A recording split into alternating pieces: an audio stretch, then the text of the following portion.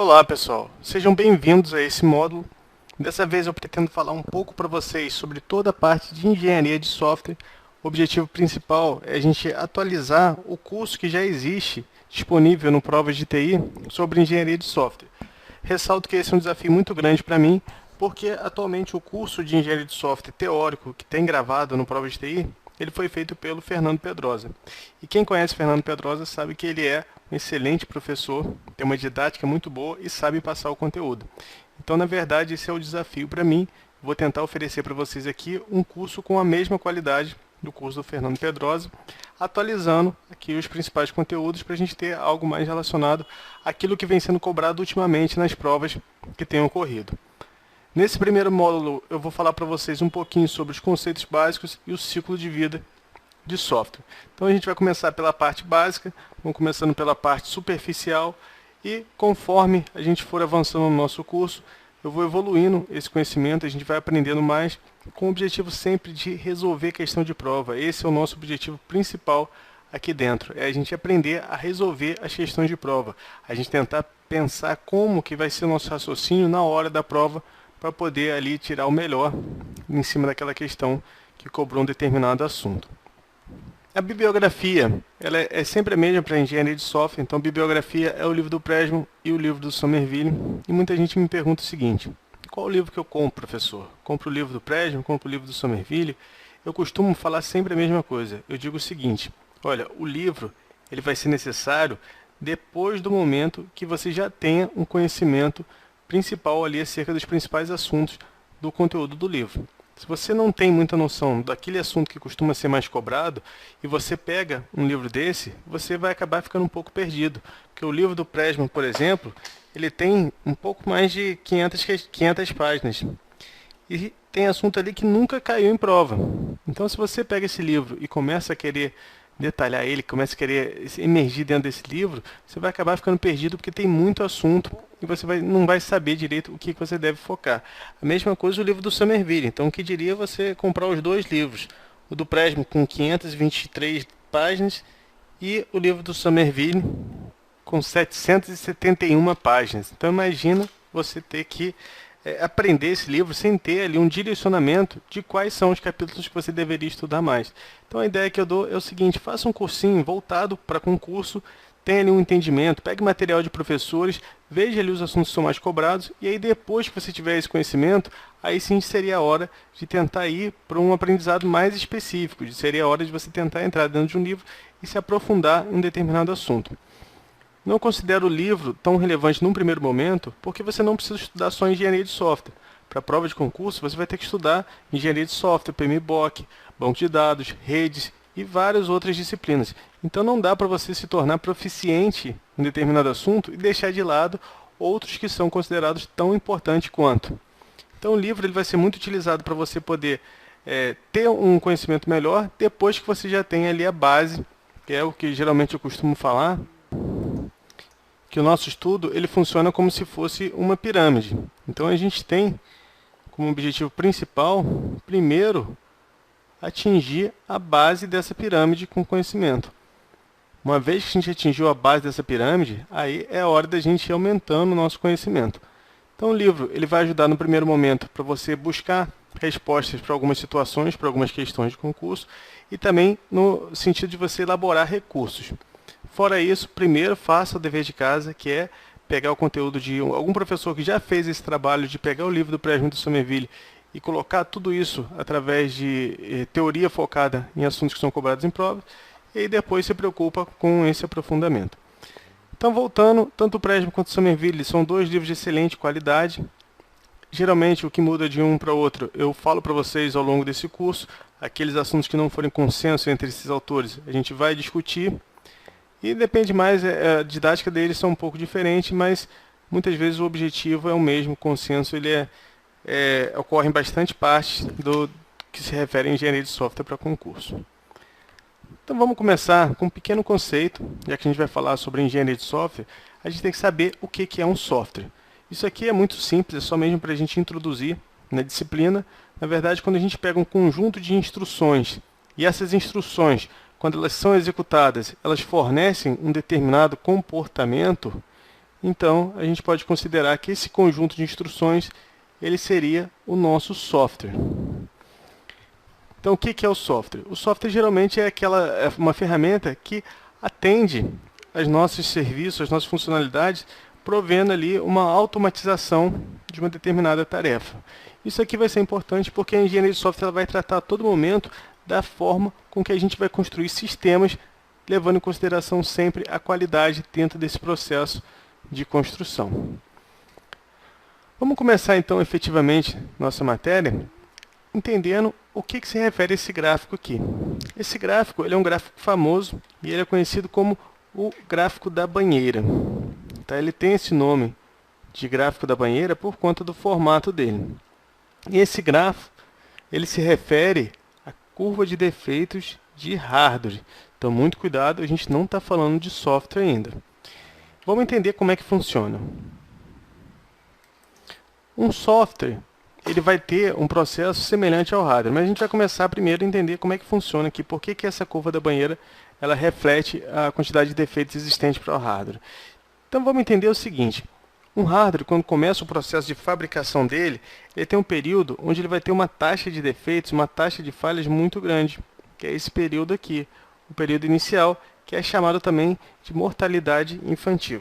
Então, por que nesse período o software ele vai ter uma mortalidade infantil muito grande? Isso, geralmente, quando você está construindo um item de hardware, ele vai ter ali alguns problemas que precisam ser consertados. Conforme você for consertando esses problemas, essa taxa de defeitos ela vai decaindo até o momento que essa taxa de defeitos ela fica estável.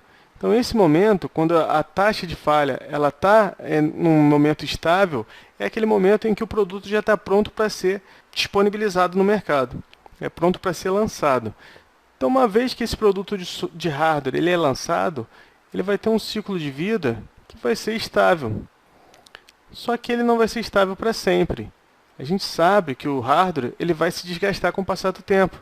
A gente sabe que o hardware ele apresenta impacto por conta dos fatores ambientais, seja a poeira, seja a vibração, impactos, ruídos. Então existe uma série de fatores ambientais que podem fazer com que esse hardware se desgaste ao longo do tempo.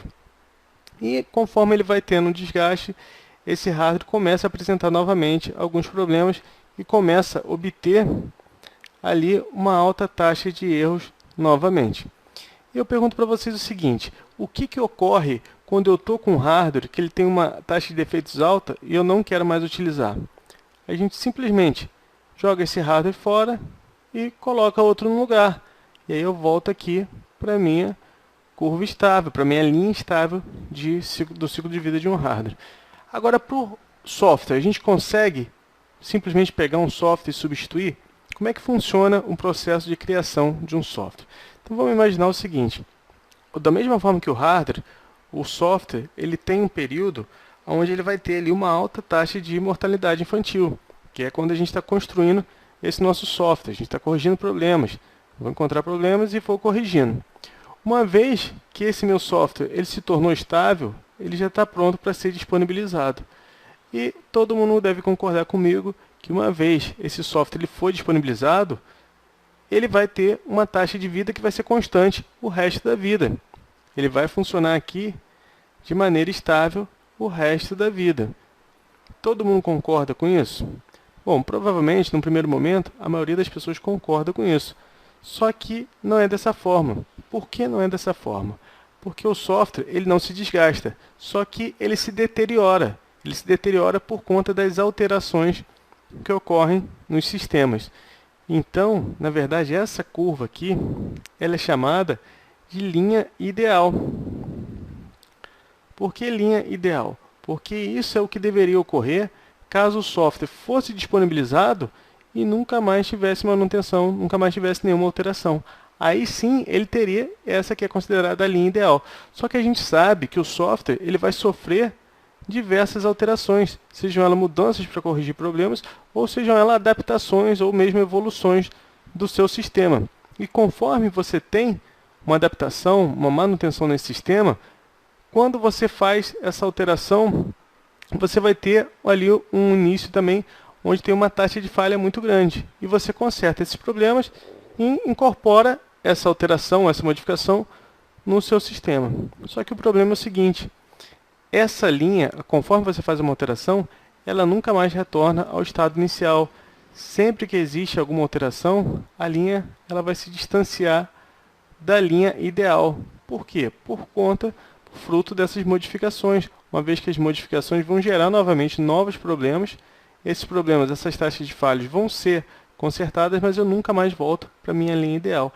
Então isso aqui, essa linha que vocês estão vendo, é a linha que é chamada de linha real, pois ela reflete a real forma de funcionamento de um sistema de software, onde ela vai se distanciar cada vez mais da minha linha ideal, até que vai chegar o momento em que aquele software ele não atenda mais às minhas necessidades. E aí o que eu vou fazer? Vou jogar o software fora e vou comprar outro, da mesma forma que eu faço com o hardware?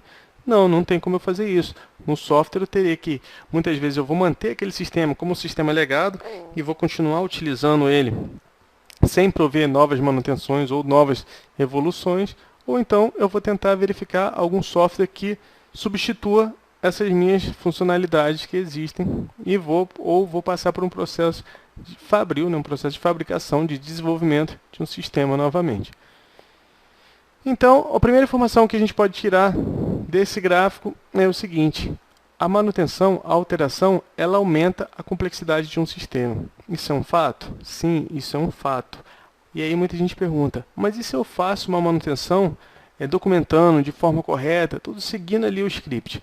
E aí nesse caso, o Pressman ele considera isso a exceção. A regra é, a manutenção ela vai fazer com que o seu software seja mais complexo e tenda a ter maiores complicações ao longo do ciclo de vida. Como característica do software, a primeira delas é, a gente acabou de ver, o software ele não é fabricado da mesma forma que se fabrica um item de hardware. Um software ele é desenvolvido. Então, apesar de haver o desenvolvimento de software e a fabricação de software elas serem processos similares, elas são fundamentalmente diferentes, uma vez que o software ele vai ser desenvolvido e o hardware ele vai ser fabricado. Nos dois, a alta qualidade ela vai ser obtida por conta de um bom projeto, e ambos vão requerer a construção de um determinado produto. O problema é que o custo do software ele vai se concentrar no processo de engenharia, e por isso ele não vai poder ser gerido como se fosse um produto de fabricação. Eu não posso pegar a engenharia tradicional, fabril, e querer aplicar os mesmos métodos dentro de um processo de desenvolvimento de um software, porque ele é fundamentalmente diferente de um processo de fabricação. A segunda característica também muito importante é que, a gente já falou sobre ela, o software ele não se desgasta. A gente viu, o software ele não vai sofrer ações de fatores ambientais. O ruído, barulho, poeira, vibração, isso não afeta o software. Mas ele vai se deteriorar. Por que ele vai se deteriorar? Por conta das constantes alterações, das modificações que vão ocorrer ao longo do ciclo de vida de um software. À medida que o tempo passa, essa taxa vai aumentar, os componentes de hardware eles sofrem os efeitos por conta de fatores ambientais e o hardware começa a desgastar. O software, apesar de ele não ser suscetível aos problemas ambientais, ele vai sofrer alterações, e essas alterações são o motivo da deterioração de um sistema de software. E por último, uma outra característica também é que a maior parte dos softwares ela é desenvolvida de forma personalizada. Dificilmente você vai conseguir comprar um software que atenda suas necessidades sem precisar adaptar, seja o seu processo ou seja a sua forma de utilização. Por conta dessa grande parte de software ser desenvolvida de forma personalizada, a gente vai precisar ter ali uma preocupação muito grande com o processo de criação, com o processo de desenvolvimento desse software, para garantir que ele tenha a qualidade aceitável dentro dele, para que seja um software usual, para que seja um software que vai atender às necessidades do usuário. A gente sabe também que a reutilização é um princípio de projeto que é sempre um objetivo a ser alcançado. E para eu poder ter essa reutilização, eu preciso ter uma preocupação muito grande com o meu processo de qualidade, com o meu processo de desenvolvimento de software. Vamos fazer então uma primeira questão sobre o assunto, para a gente ver como é que esse tipo de informação costuma ser cobrado em prova. Vocês podem achar que o gráfico da banheira ele é muito simples, mas já caiu em prova, inclusive mais de uma vez, então é um assunto que a gente tem que entender a que se refere, a gente tem que saber diferenciar o gráfico da banheira para o gráfico que representa a taxa de falhas de software. Muitas provas já cobraram esse tipo de informação. Então vamos ver essa questão aqui, que diz o seguinte: Considere o gráfico abaixo, que mostra as curvas de taxa de falhas idealizada e real. Então, pessoal, a primeira coisa que a gente vai fazer é interpretar esse gráfico apresentado. O gráfico a gente já consegue saber que ele é um gráfico que representa as taxas de falhas do software. Por que do software? Porque a gente sabe que o gráfico que representa a taxa de falhas do hardware é o gráfico da banheira, que tem esse nome por ter um formato de uma banheira, um formato de um U, onde eu tenho uma alta taxa de falhas no início do meu projeto, depois eu tenho ela estabilizada, e depois eu começo a ter alta taxa de falhas novamente. Esse gráfico aqui, ele representa a curva idealizada e a curva real. O que significa isso? Vamos lá. No início de um processo de desenvolvimento de software, a gente já viu que vai ter um período aqui onde eu vou ter várias manutenções para garantir que o meu software ele se torne funcional. Então, no início, eu vou ter ali aquele período que é chamado de que tem uma taxa de mortalidade infantil muito grande, onde muitas vezes o próprio projeto ele é destruído ali, ele deixa de ter continuidade por conta dos problemas que ocorrem nesse momento. Uma vez que ele sobreviva, que ele passa por esses principais problemas, vai chegar um momento que esse meu software ele vai estar estável. No momento que ele estiver estável, ele deveria seguir aqui a curva idealizada, ou seja, ele deveria seguir uma curva, uma linha estável durante todo o ciclo de vida de existência desse software. Só que o problema é que a gente já viu que o software ele vai sofrer alterações. E toda vez que um software sofre alterações, a gente inicia novamente esse ciclo de alta taxa de falhas e depois correção delas. Só que o problema é que ele nunca vai retornar à curva idealizada. As taxas de falhas, as alterações que vão sendo feitas, elas sempre vão fazer com que esse software se distancie cada vez mais. Ou seja, quanto mais alterações eu tiver ao longo da existência de um produto de software, mais essa curva vai se distanciar, que é o que é chamada de curva real. Então vamos ver aqui as questões, o que elas estão perguntando sobre esse assunto. No gráfico, a curva idealizada. A curva idealizada, nós já vimos que ela se refere à curva que deveria ter caso não houvesse alterações dentro do meu sistema. Se refere à taxa de falhas do software e considera o processo de manutenção e mudanças do software no seu ciclo de vida? Bom, ela não considera o processo de manutenção e mudanças, porque se considerasse, ela não seria estável, ela se distanciaria cada vez mais do esperado, do idealizado. Está incorreta essa alternativa. Alternativa B diz que a curva idealizada e a curva real se referem à taxa de falhas do software. Beleza, está certo. Tanto a idealizada quanto a real se refere à taxa de falhas do software. A curva real mostra que as sucessivas alterações tendem a introduzir mais erros antes que eles possam ser estabilizados. Perfeito isso aqui. Ocasionando a tendência crescente do índice de falhas. Bom, a curva real ela mostra exatamente isso. Ela mostra que o software tende a introduzir mais erros antes de corrigir o problema de alterações anteriores. Isso vai fazer com que o meu software apresente uma crescente índice de falhas, que é exatamente isso que é demonstrado dentro desse gráfico. Por enquanto, essa é a nossa alternativa correta. Vamos continuar vendo as demais. Idealizada se refere ao hardware. Não, não se refere ao hardware. O gráfico que se refere ao hardware é o gráfico da banheira. Está incorreta essa informação. A curva real se refere ao hardware. Também não. Já vimos que esse gráfico se refere ao software. E por último, a alternativa E diz que idealizada e curva real se refere à taxa de falhas do hardware. Mais uma vez, podemos parar por aqui, bastando a gente entender a diferença entre o gráfico de representação da taxa de efeitos de um hardware e o gráfico de representações da taxa de efeitos de um software. O hardware ele vai ter uma taxa de falhas alta no início, estabiliza e depois volta a ter uma taxa de falhas crescente por conta do desgaste que esse hardware vai sofrendo. O software não. O software ele vai ter uma taxa de falhas alta no início, vai se estabilizar, mas quanto mais manutenção eu tiver, mais alterações eu tiver nesse meu sistema, essas alterações vão introduzir erros antes que eu estabilize os erros das alterações anteriores. Dessa forma, essa minha curva ela vai ter sempre uma tendência crescente, que vai representar ali o índice de falhas, que vai ser cada vez mais. Vamos parar essa aula por aqui, para o vídeo não ficar muito grande, e a gente dá continuidade a seguir.